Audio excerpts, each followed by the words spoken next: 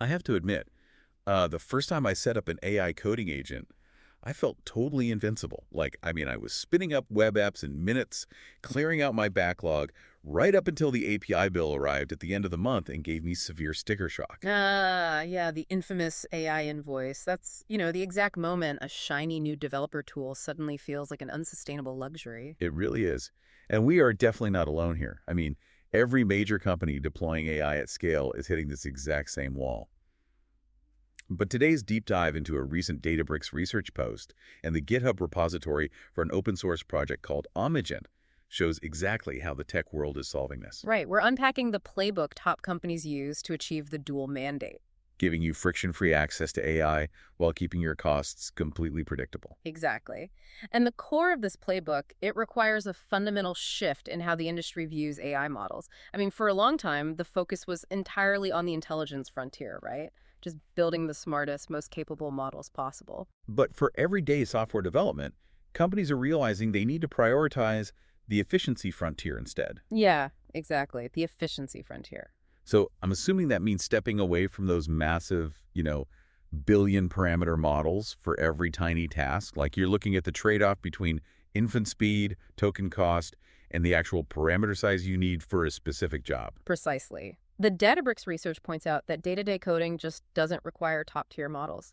By shifting everyday workloads to highly capable but lower-cost open-weight models, like ChatGLM, for instance, companies are seeing 50% or more in savings. Wow, 50%. That is massive. And without a drop in code quality, right? No drop in quality at all for those standard tasks. Which makes total sense. Using a top-tier frontier model for a simple syntax fix, it's like hiring a world-class structural engineer just to hang a picture frame in your living room. That is a great analogy. It works, but it's massive overkill. Yeah, totally. But here's where I see a bottleneck. Doesn't forcing developers to constantly switch interfaces between, a cheap model and an expensive model, doesn't that disrupt their flow state? It does. And that workflow disruption is exactly what Omnigent was built to solve. It acts as an open source meta harness. A meta harness. Oh, what does that actually look like for the developer? Well, instead of making developers juggle different AI tools, Omnigent provides a single, unified orchestration layer. It connects to whatever they already use, like Claude Code or Cursor, and just sits in the background performing smart routing. Oh, so it's basically acting like a triage nurse at an emergency room door. Exactly. Like the nurse assesses you, and if you have a paper cut, they send you to a standard nurse, which is your cheaper model. But if you're having a heart attack, they send you to top surgeon, the expensive model. That's a perfect visualization.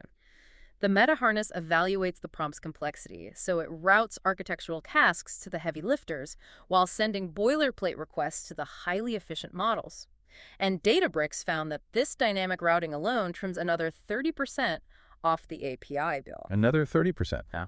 That kind of smart routing is a brilliant way to optimize workflows internally, which actually that reminds me of what our sponsor, Embersilk, is doing for companies externally. Oh, right. That's a perfect transition. Yeah, right.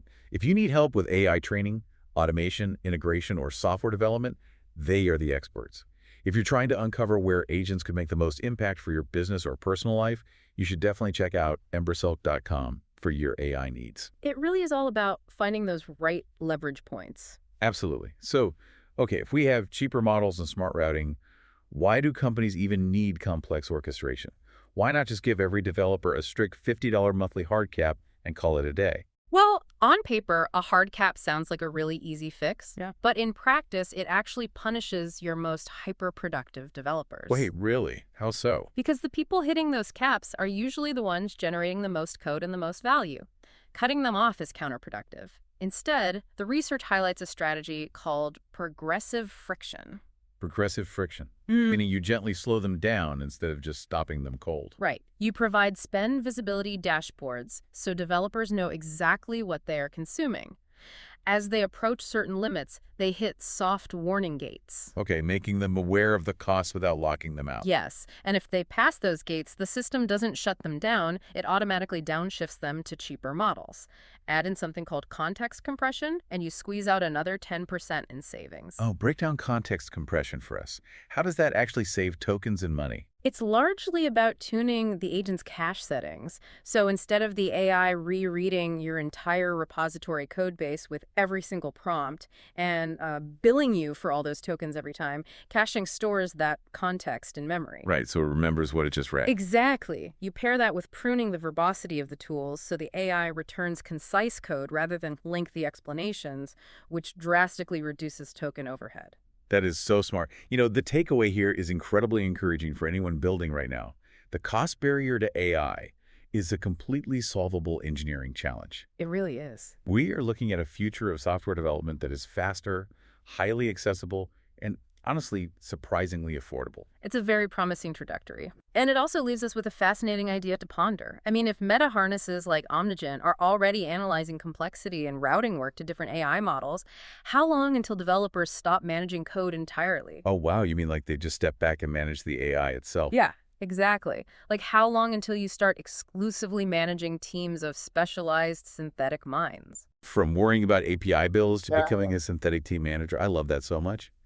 If you enjoyed this deep dive, please subscribe to the show. Yes, please do.